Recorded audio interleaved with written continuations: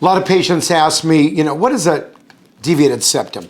So what you're looking right now is a base view of a perfect example of a deviated septum that you can see. This is where the septum, which is the partition that separates the left from the right nostril, is going into the left nostril.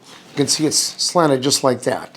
And that's called a caudal, C-A-U-D-A-L, septal deviation.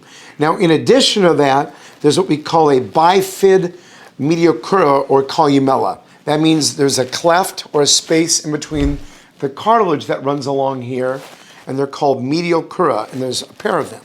So there's a little cleft.